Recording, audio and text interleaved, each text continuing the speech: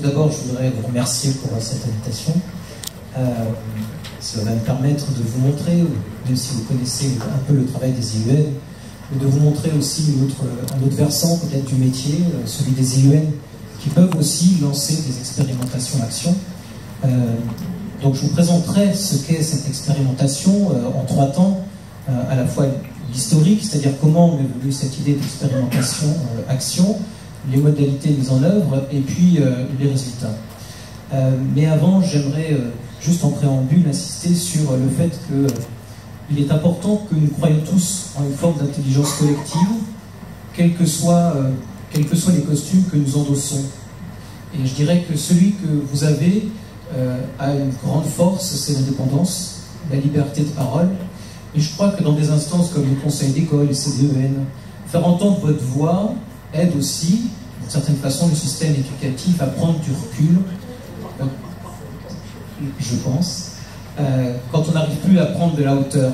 Hein, lorsqu'on est enseignant, lorsqu'on est pris dans le quotidien, dans l'urgence de l'action, on manque de regard extérieur. C'est des compétences de réflexivité qui s'apprennent avec le temps lorsqu'on est enseignant, hein, et à Vitry-sur-Seine en particulier, il y a beaucoup de jeunes enseignants.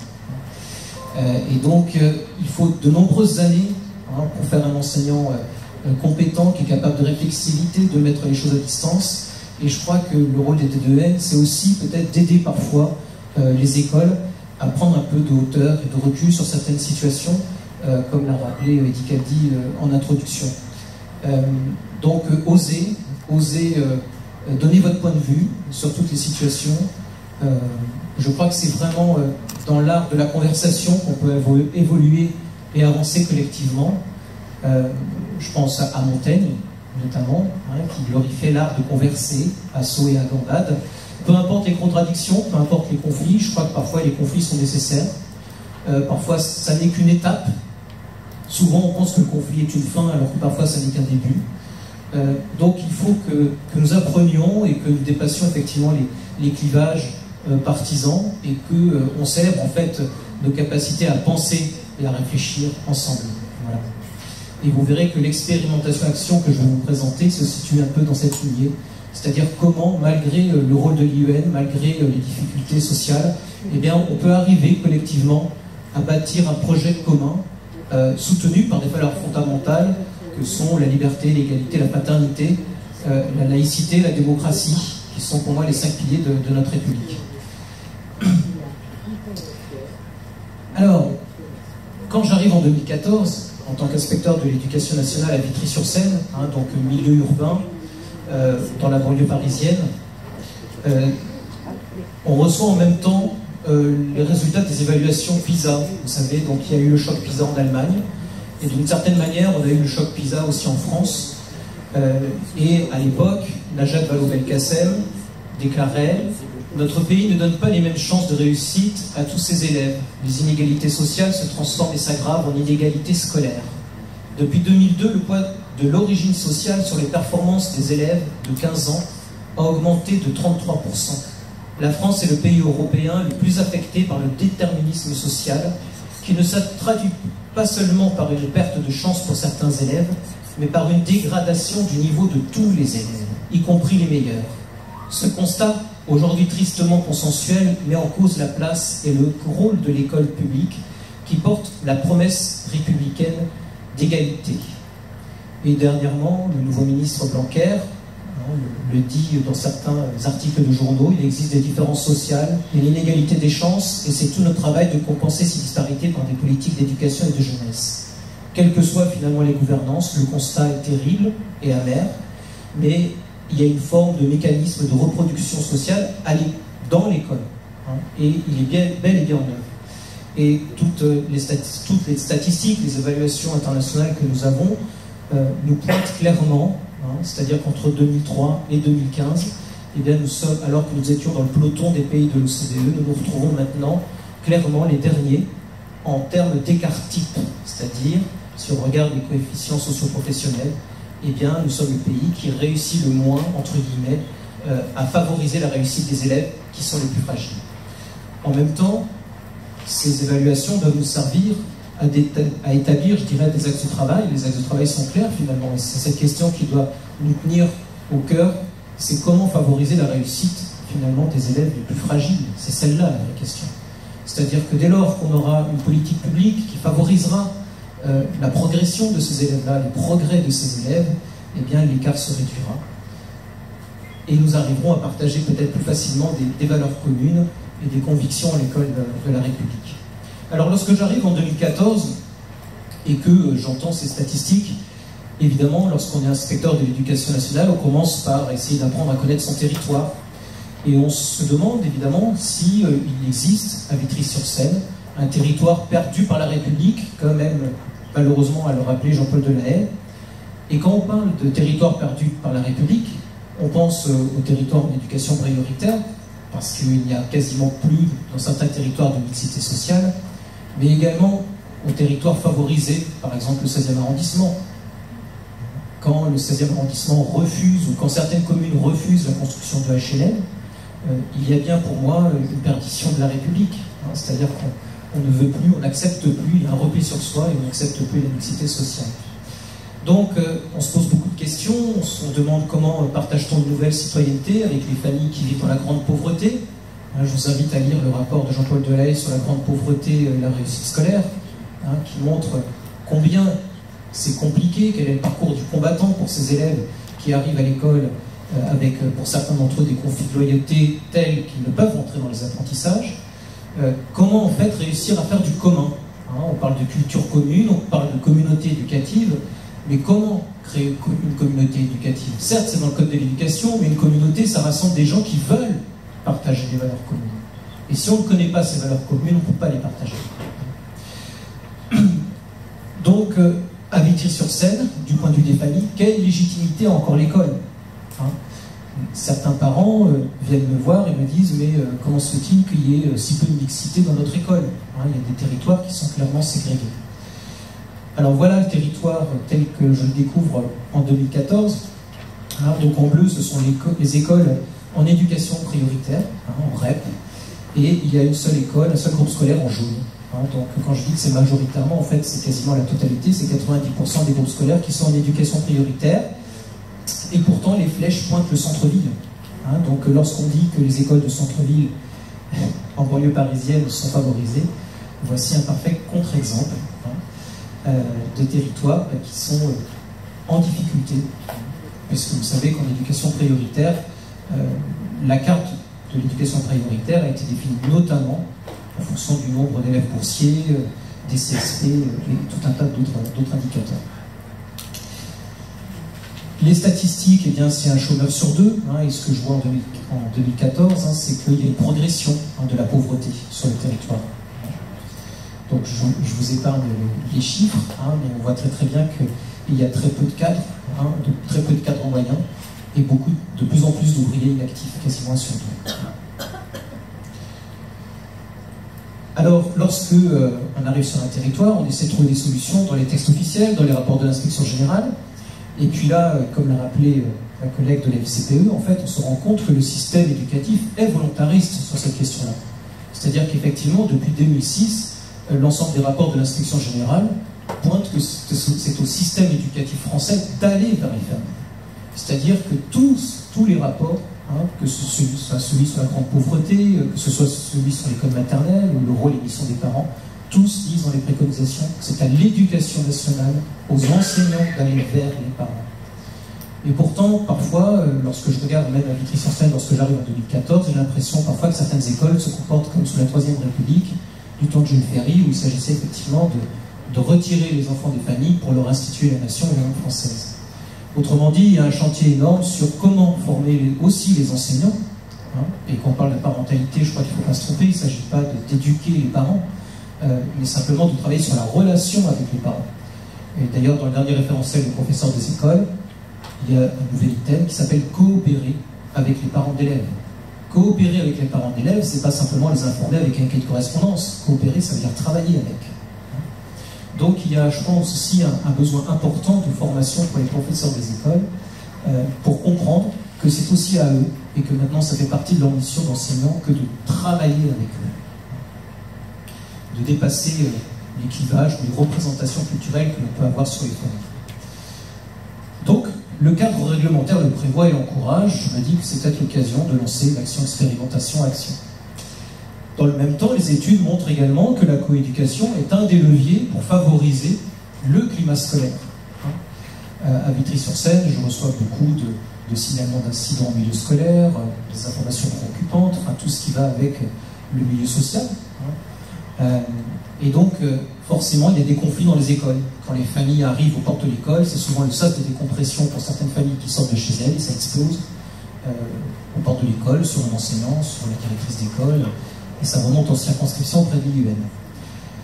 Donc je me dis que là, en termes de coéducation, il y a probablement un travail à faire sur l'accueil et le rôle des parents au sein des écoles.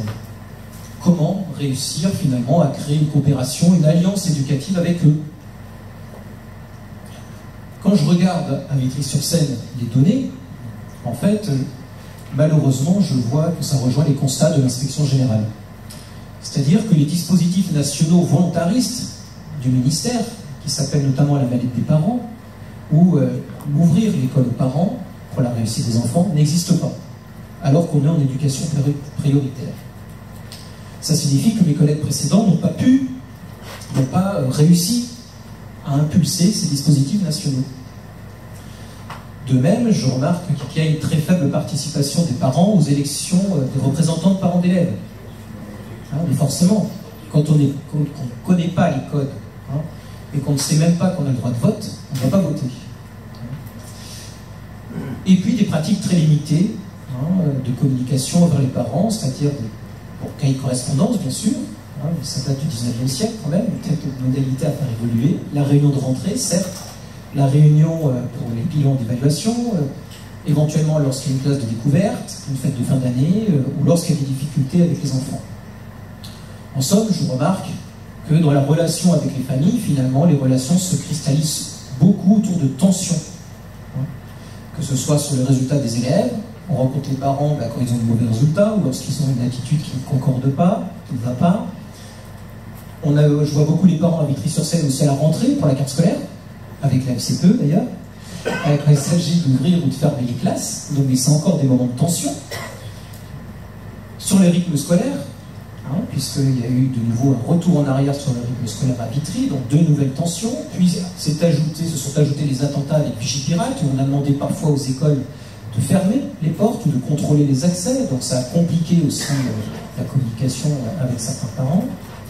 Et puis même du coup sur l'organisation des événements festifs avec Vigipirate, eh bien les écoles ont fait marche arrière, et certaines directions d'école ont tout simplement annulé les fêtes par crainte de ne pas respecter les préconisations de contrôle. Et puis dans les procès-verbaux de conseil d'école, je me rendais compte finalement qu'il y avait peu de propositions retenues par les directeurs d'école.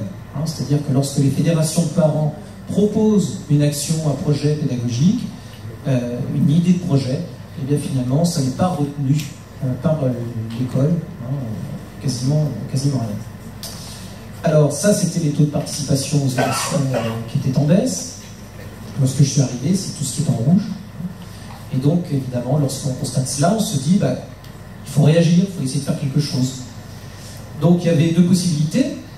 Soit rappeler les circulaires, trouver des moyens d'évaluer l'application dans une espèce de pilotage hiérarchique très vertical. Ou alors, essayer de faire un écart, essayer de trouver un nouveau territoire d'échange, dans lequel on pourrait converser, justement, réfléchir à plusieurs, sur un nouveau temps, en dehors de l'école, c'est-à-dire pas sur le parvis, souvent il y a beaucoup de communication qui se règle sur le parvis de l'école, je pense que c'est pas forcément le meilleur endroit, ça peut faire partie des échanges formels, mais pour moi ça n'est pas suffisant si on veut vraiment travailler avec les parents, avec aussi des acteurs qui choisissent de venir travailler avec les enseignants ou avec l'inspecteur.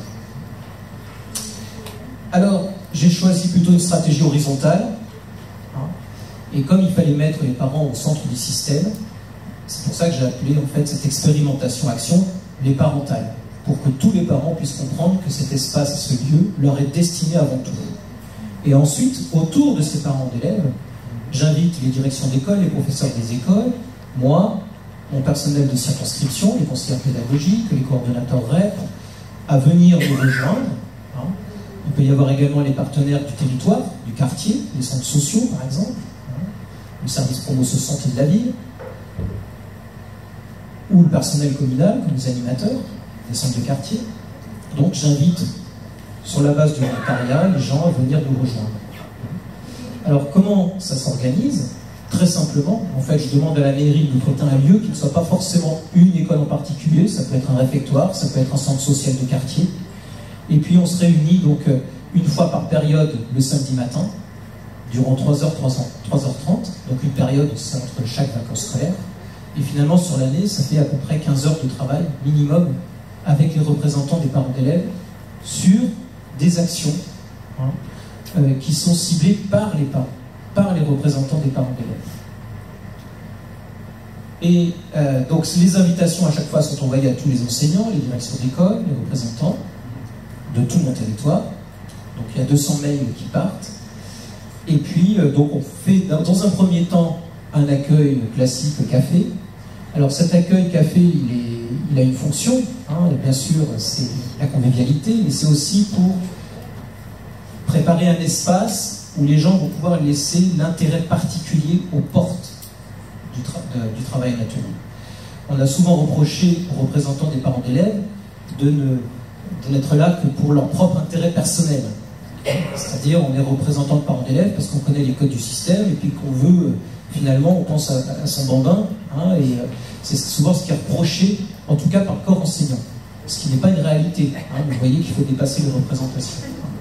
Donc, l'idée dans ce café, c'est que de laisser la possibilité aux parents qui le souhaitent de venir s'exprimer sur des intérêts particuliers liés à leur propre école.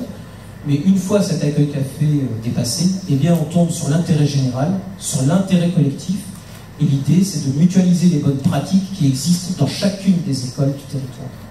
C'est-à-dire que là, du coup, on prend du temps pour prendre de la hauteur et prendre du recul.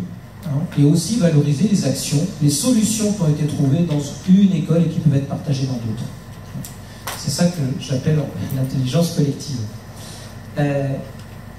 Donc je commence par faire un premier point sur l'actualité éducative, puisqu'on parlait de bâtir une culture commune.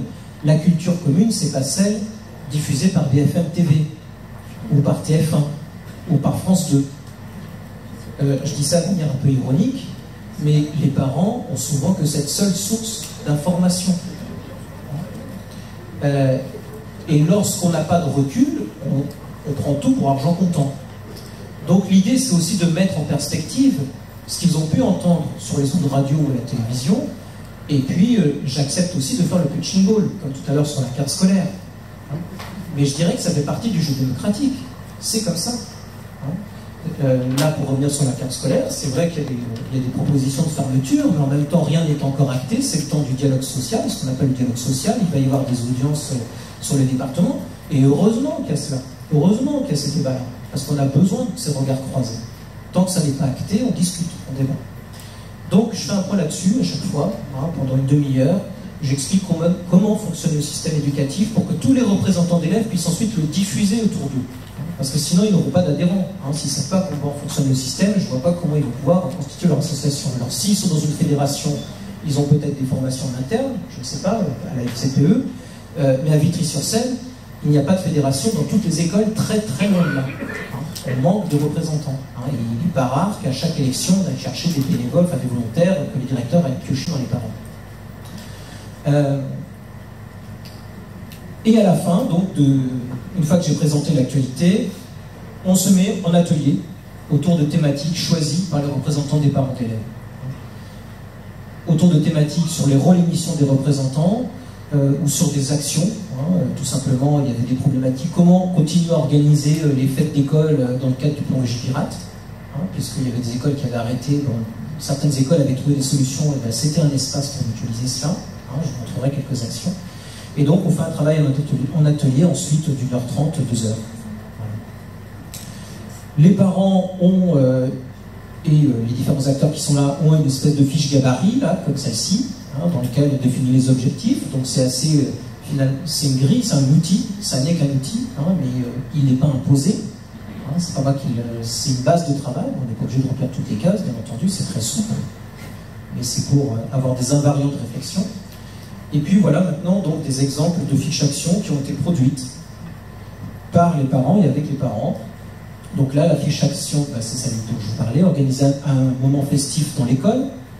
Donc c'était donc une directrice d'école qui était présente, qui avait expliqué qu'elle avait trouvé un système de bracelet, de reconnaissance. C'était tout simple, mais les autres directeurs n'y avaient pas pensé, on l'a diffusé. En lien avec les centres de quartier, du coup, ça a permis d'inviter lors des fêtes d'école dans la cour les centres sociaux de quartier. Ça a été une autre idée, une conséquence imprévue. C'est-à-dire que lorsque les animateurs de quartier sont venus au parental, ils se sont dit, mais attendez, les centres éducatifs de quartier, on n'est pas assez connus sur le territoire. Est-ce qu'on peut venir lors de votre fête d'école pour monter un stand et proposer ce qui existe au sein du quartier, des ateliers de couture, des ateliers d'alphabétisation. Donc une maternelle a tenté cette expérimentation. Ils ont invité les centres de quartier à monter des stands. Et effectivement, il y a eu des effets, c'est-à-dire d'inscription de familles qui ont découvert qu'à 50 mètres de chez elles, il y avait des centres sociaux de quartier. J'ai même des directrices d'école qui ont appris qu'il y avait des centres sociaux de quartier. Je ne plaisante pas. C'est-à-dire qu'il y a des... Mais oui, parce qu'en milieu urbain, je ne l'ai pas dit, mais moi j'ai un tiers du personnel qui n'habite pas la commune. J'ai un tiers du personnel qui n'habite pas la commune. Et oui, et donc forcément, un jeune enseignant qui trouve un logement moins cher ailleurs qu'à Vitry-sur-Seine, il va aller ailleurs, et il n'a pas le temps à consacrer le soir pour découvrir le territoire proche. Donc, c'était le cas de cette directrice d'école, qui était pourtant là depuis une dizaine d'années, mais qui n'avait jamais finalement circulé dans le quartier environnant et poussé les portes du centre social de quartier. Donc, je crois qu'il y a besoin de temps de rencontre pour se connaître et se reconnaître. Et là, je sais maintenant qu'au centre social Balzac à Vitry, maintenant, en école élémentaire, il y a une classe qui va faire des ateliers alimentaires de cuisine dans le centre social de quartier. C'est-à-dire qu'il commence à y avoir une mise en réseau. Mais si on ne prend pas le temps de se rencontrer et d'échanger, si on n'impulse pas de cela, eh bien on peut continuer dans une espèce de machinerie quotidienne, entre guillemets, du métro boulot dodo. Il n'y a pas de routine dans le métier d'enseignant, mais en tout cas, sur le rythme de vie des enseignants en milieu urbain, en tout cas à Vitry-sur-Seine, c'est vrai que ça complexifie la tâche. Voilà un autre type d'action. Les parents s'interrogeaient sur la participation aux activités d'enseignement. C'est-à-dire que souvent, les parents viennent dans des ateliers à l'école maternelle, mais ensuite ça disparaît quasiment totalement à l'école élémentaire.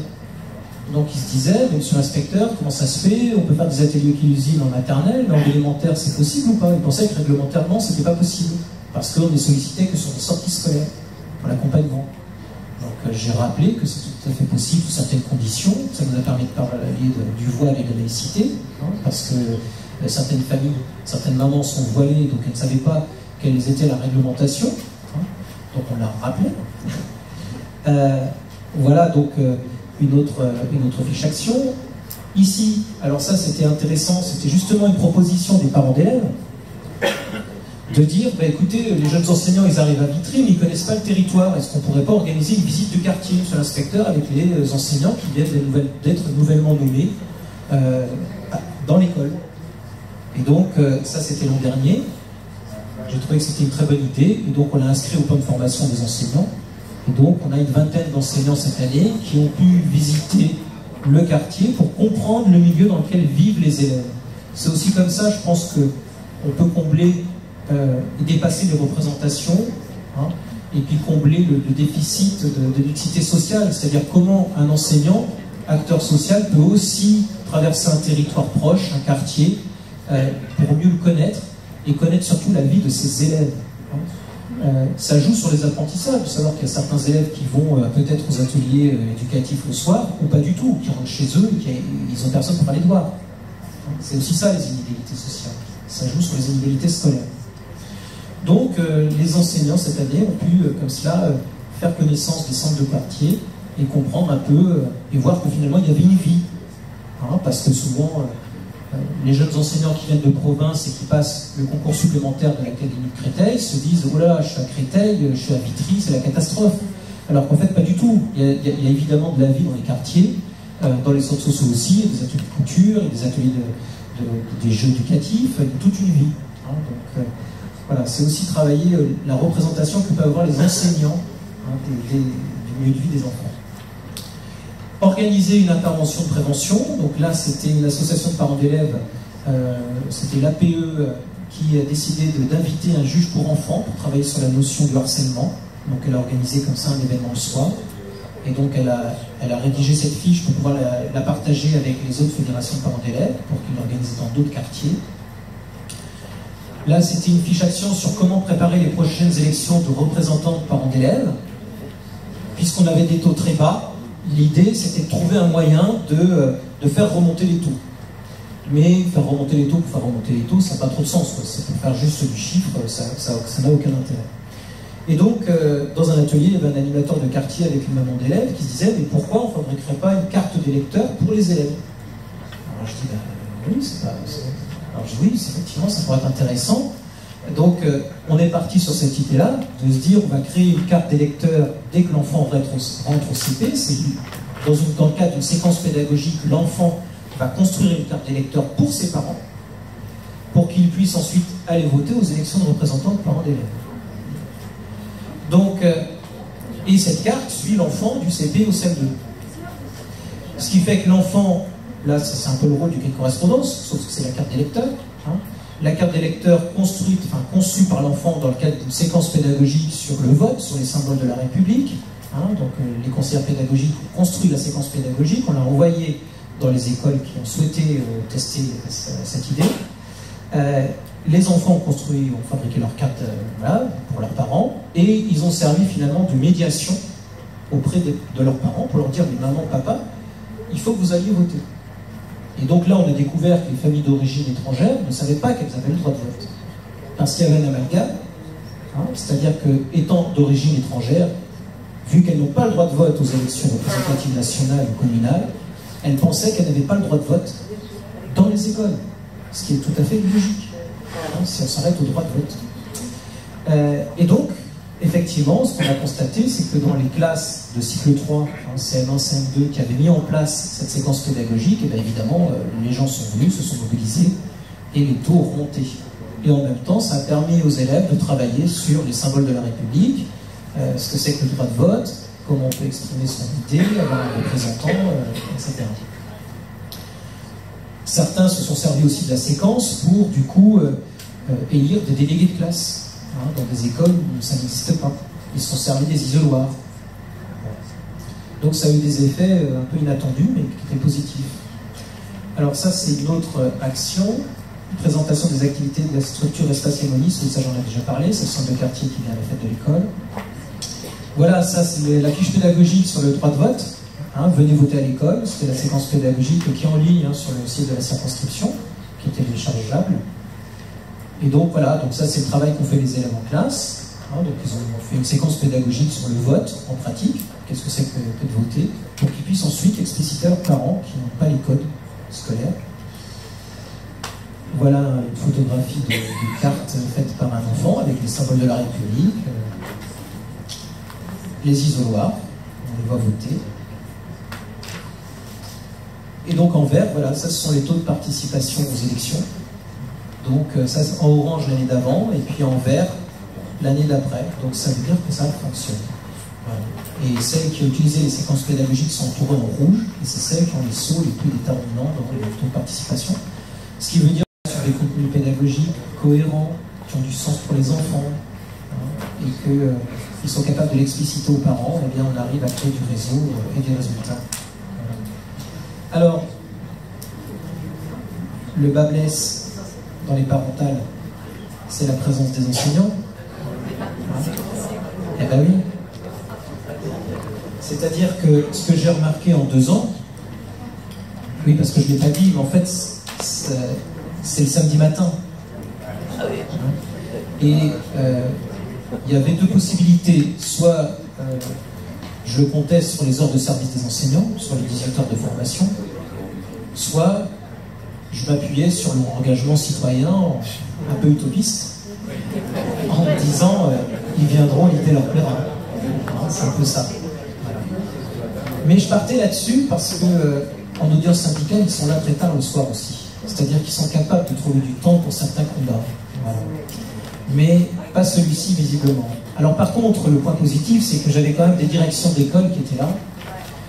C'est-à-dire qu'à la fin, j'avais un quart de mes directeurs d'école qui sont venus au parental. Et je dirais que ça, c'est très important parce que c'est eux qui sont premier relais parfois avec les parents à l'entrée et à la sortie de l'école. Et puis surtout, ils peuvent impulser ensuite auprès des enseignants dans les écoles. Les coordonnateurs REP, ils sont là à chaque fois. Et puis, ce qu'on a vu, c'est arriver d'autres associations qui travaillent sur la coéducation. On a vu l'association d'Alfortville ULEA qui est venue nous voir, nous dire bonjour un samedi matin pour dire on veut travailler avec vous sur la question de coéducation. Ben, on a dit bienvenue, il n'y a pas de souci. Et les centres sociaux de quartier qui sont en général à chaque fois présents. Il y a toujours un ou deux animateurs de chaque centre social qui vient pour travailler avec nous sur des problématiques locales. Alors les résultats, c'est la valorisation des élections des représentants de parents d'élèves, on l'a vu. La réactivation de liens perdus avec les partenaires sociaux. Quand je dis partenaires sociaux, je pense aux centres sociaux de quartier. C'est-à-dire que c'était des liens qui n'existaient pas, même dans certaines écoles. Et puis surtout la création d'un sentiment de confiance partagé. C'est-à-dire que la confiance, elle se construit, elle n'est pas acquise. Quand on dit l'école de la confiance, c'est très bien, mais il faut prendre du temps pour cela. Ça ne se décrète pas. C'est comme les communautés éducatives, elles se construisent, mais il faut libérer du temps pour cela, des espaces informels. Je crois beaucoup aux espaces informels. La rencontre dans le couloir, c'est aussi important. On peut s'échanger des choses qu'on ne peut pas dire en conseil d'école, quand il y a un ordre du jour préétabli. Donc je pense qu'il y a besoin de tiers-lieux comme celui-là. L'arrivée des directions d'école, j'en ai parlé. Et puis cette année, donc, comme il n'y avait pas de mallette des parents quand même, la semaine dernière, j'étais en train de travailler avec certains enseignants sur la mise en place des mallettes des parents au CP pour l'année prochaine, pour aider les parents à accompagner les enfants dans l'apprentissage de la lecture. C'est un dispositif national qui existe, qui s'appelle la mallette des parents au CP.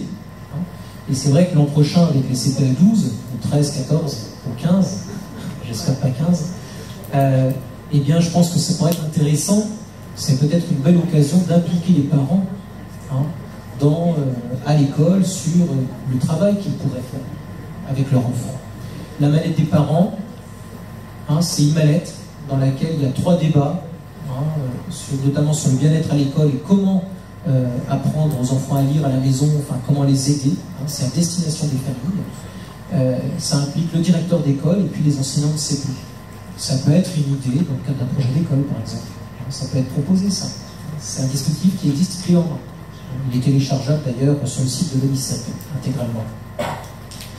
Et puis, ce qu'on a fait, c'est qu'on a créé également l'an dernier un dispositif pour ouvrir l'école aux parents pour la réussite des enfants, qui n'existait pas à Vitry, enfin en tout cas sur le territoire. Ouvrir l'école pour la réussite des enfants, c'est un dispositif qui est ouvert aux parents primo-arrivants, allophones, qui arrivent sur le territoire. Il y a 3 axes de travail.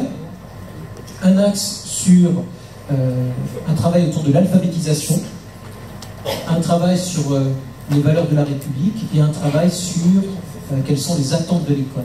C'est-à-dire que lorsqu'une famille arrive sur le territoire français, elle peut tomber très haut. Par exemple, sur le champ du handicap, j'ai une famille italienne qui est arrivée cette année, avec un enfant en situation de handicap. On a 10 ou 15 ans de retard sur l'Italie. Il a fallu expliquer comment fonctionne le système éducatif français et pourquoi les calendriers étaient si longs.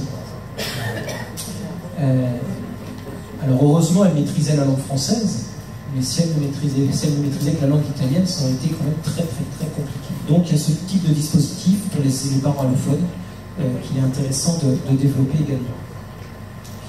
Donc les impacts et les actions imprévues, c'est la création de la séquence pédagogique là, sur le vote, dont je vous ai parlé. L'arrivée d'acteurs associatifs, d'autres communes, ça n'était pas prévu non plus. La création d'associations de parents d'élèves dans d'autres écoles, c'est-à-dire que ça a permis de mettre en relation des parents entre eux, et puis la FCPE n'existait pas par exemple dans une des écoles, et bien elle a pu s'apercevoir grâce au travail comme ça sur le territoire qu'il y avait des écoles dans lesquelles ça n'existait pas. Et puis là, on travaille actuellement sur la création d'un projet Pédibus dans le secteur Balzac. Donc le secteur Balzac a bénéficié de l'ANRU, c'est-à-dire une restructuration totale. Il y a eu des destructions de bâtiments, ils ont reconstruit des petits îlots, mais la directrice de l'école me disait mais c'est paradoxal parce qu'effectivement on n'a plus de violence dans le quartier, mais par contre les gens restent en îlot, ils ne se connaissent pas.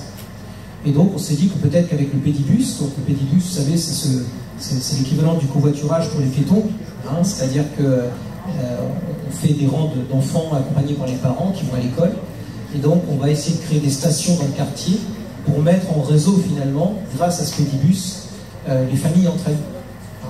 Et en classe, nous on va travailler sur l'éducation à la santé, sur le développement durable, voilà. Donc voilà un nouvel axe de travail. 2 cafés des parents ont été créés aussi dans les écoles, c'est-à-dire que certains directeurs d'école se sont inspirés du travail qu'on faisait dans les parentales pour créer des actions dans les écoles le samedi matin. Donc ça c'était vraiment prévu.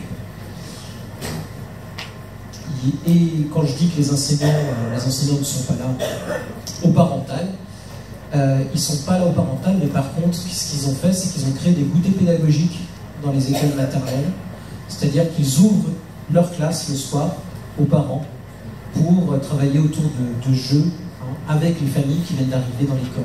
Ça c'est très intéressant, ça se fait sur le temps des APC, des activités pédagogiques complémentaires, ils ouvrent leur classe et ils travaillent avec les parents et avec les enfants. Voilà, donc il y a tout un travail qui est en train de se diffuser finalement sur la coéducation auprès des enseignants. Certains organisent la semaine des parents, pareil, où ils prennent des rendez-vous, les parents peuvent venir observer dans la classe comment travaillent les enfants. Voilà. Alors, un autre moyen de lutter contre l'absence de mixité scolaire et sociale, c'est d'intégrer dans la circonscription des écoles qui ne sont pas REP, et c'est ce qu'a fait la directrice académique. Elle a redécoupé la circonscription et elle a ajouté donc 3 groupes scolaires qui ne sont pas REP. C'est important parce qu'en conseil des directeurs, lorsque je réunis les directeurs, eh bien d'avoir des directeurs d'école qui disent ben non, nous on n'a pas ces problématiques-là et comment nous on peut vous aider, ça crée aussi une autre forme d'énergie. Et ça évite un peu la morosité de se dire on est tous en REP et on n'y arrive pas et on est dans le marasme. Non, on peut partager des bonnes pratiques, il n'y a pas de souci. Voilà, donc c'est possible. C'est ça que je vais vous montrer aussi, c'est-à-dire que en mouillant la chemise, bien sûr, c'est vrai qu'il faut être volontariste, un peu peut-être utopiste, mais c'est possible. Et je pensais, contrairement à ce qu'on pense, je pensais que le système allait peut-être bloquer, ou que la NAZEL aurait pu dire bah, monsieur Meunier, non stop, là, vous êtes au-delà de vos missions, ça n'appartient pas à vos missions. Ben non, non seulement elle laisse faire, mais en plus je vous dis, le CARDI au niveau du rectorat s'y est intéressé. Donc je pense qu'il faut oser faire des pas de côté, il faut oser en tout genre, et la difficulté c'est d'oser avec sagesse, disait Fontenelle. Voilà, je vous remercie.